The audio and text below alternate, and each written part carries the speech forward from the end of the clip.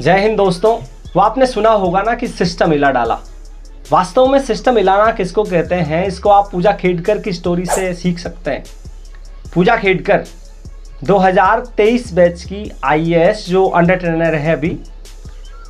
तो सबसे पहले सवाल उठा कि क्या पूजा खेडकर ने आईएएस बनने के लिए फर्जी प्रमाण पत्र दिए? क्या पूजा खेडकर ने यूपीएससी में सेंधमारी करी? और सबसे बड़ा सवाल तो ये उठता है कि सिर्फ भारत की नहीं बल्कि पूरी दुनिया की सबसे टफेस्ट एग्जाम में से एक आईएएस में क्या सेंधमारी हो सकती है? क्या यूपीएससी इसमें इन्वॉल्व हो सकती है? आइए इन तमाम सवालों के जवाब जानते हैं इस वीडियो में। दरअसल में कहानी शुरू होती है कि पूजा खेडकर आईएएस बनने के लिए 2 प्रमाण पत्र दाखिल करती है। पहला ओबीसी का और ओबीसी में नॉन क्रीमिलियर का। अब आपको यहाँ ये बता देना जरूरी है कि नॉन क्रीमिलियर क्या होता है। दरअसल में वो गवर्नमेंट सर्वेंट जिनको बहुत सारी मूलभूत सुविधाएं नहीं मिलती है और उनकी ईयरली इनकम 8 लाख से कम है, तो वो नॉन क्रीमिलियर में आते हैं। तो पूजा खेडकर ने नॉन क्रीमिलियर का सर्टिफिकेट दिया। अब वो कितना सही था वो तो वीडियो में आगे हम बात करेंगे।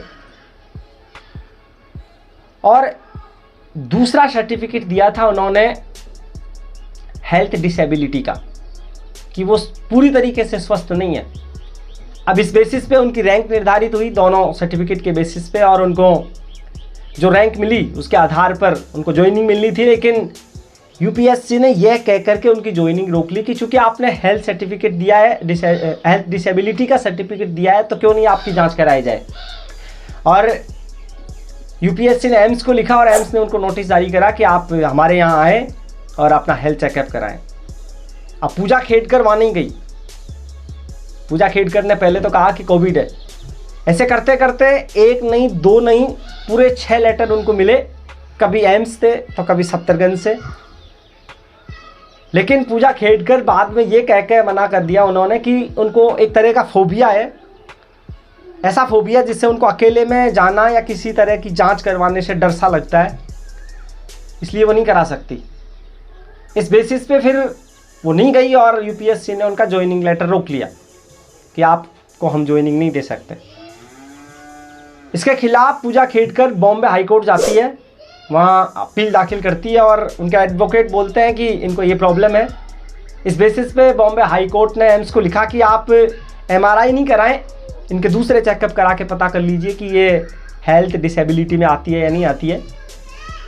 और यहीं से असली संशय की शुरुआत होती है कि पूजा खेडकर किसी प्राइवेट हॉस्पिटल से एमआरआई की उस तरह की जांचें करवाकर एक सर्टिफिकेट पेश करती है जिसमें जितना उनको डिसेबिलिटी चाहिए थी उतना दिखा रखा था।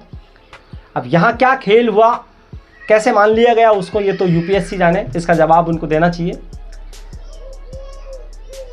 लेकिन यहीं पर उनको डीओपीटी अर्थात development of personal training department से ज्वाइनिंग जारी हो गई और यहाँ भी खेल हो गया।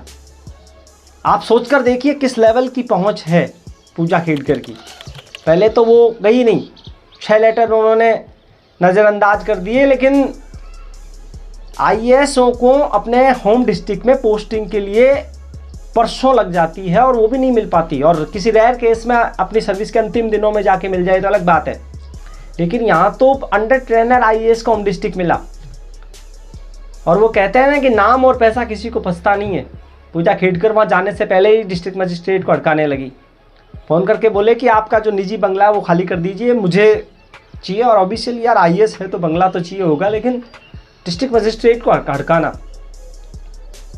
स्पेशल टास्क की बात करी उन्होंने कि मुझे स्पेशल सिक्योरिटी चाहिए। क्यों नहीं चाहिए यार, आप आईएएस हैं। और उन्होंने तहसीलदार को धमकाया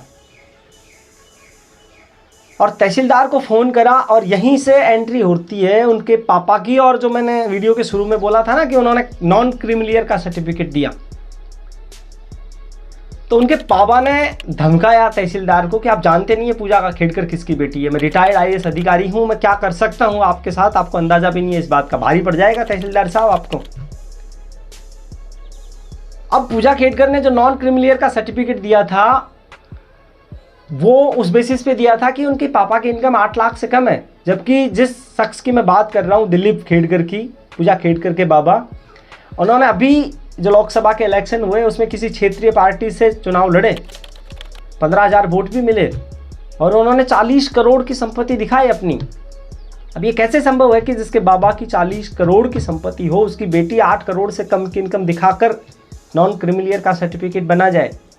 लेकिन ये हुआ कैसे कि पूजा खेडकर ने क्लेम करा कि 2003 में उनके बाबा का और उनकी मम्मी का डाइवर्स हो गया था और वो उनकी मम्मा के पास रहती है, इसलिए उनके पास जो संपत्ति है वो 0 है। और उन्होंने एक ऐसा मॉक इंटरव्यू में भी कहा था।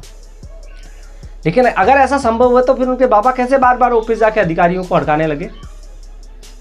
तो सवाल तो उठते हैं और सवाल उठना लाजमी भी है।